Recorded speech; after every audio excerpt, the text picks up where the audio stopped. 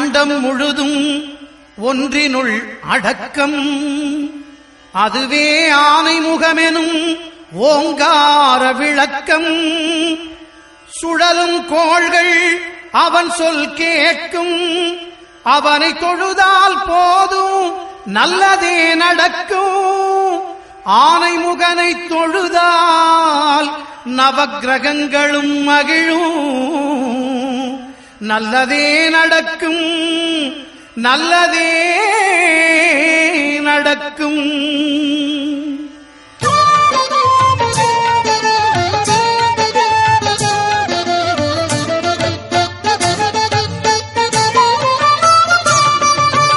ஒன்பது கோளும் ஒன்றாய் காண அங்கு கற்பகம் என்னும் கடவுளின் மெய்யில். ஒன்பது கோளும் ஒன்றாய் காண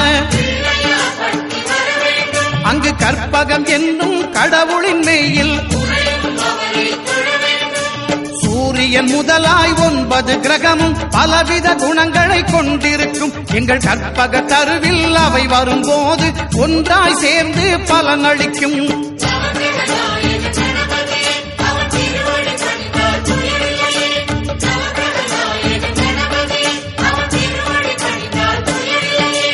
ஒன்பது கோளும் ஒன்றாய் காண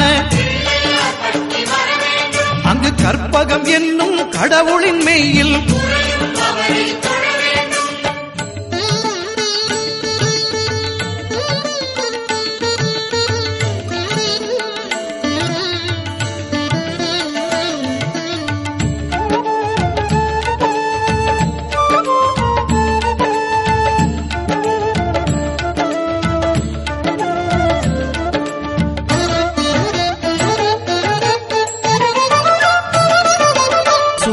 பகவான் ஒளிமுகம் காண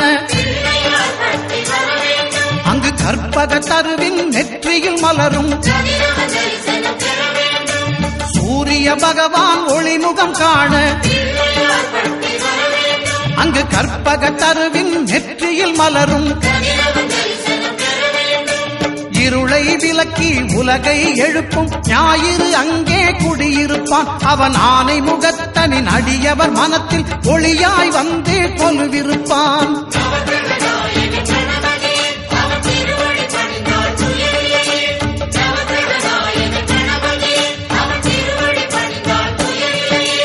ஒன்பது கோளும் ஒன்றாய் காண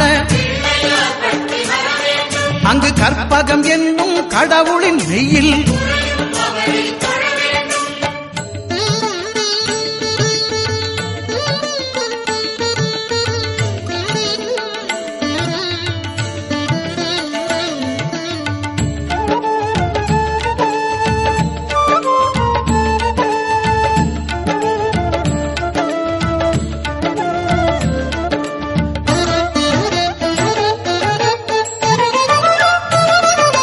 திங்கள் பகவான் திருமுகம் காண அங்கு கற்பக பெருமான் தொப்புள் குழியில்.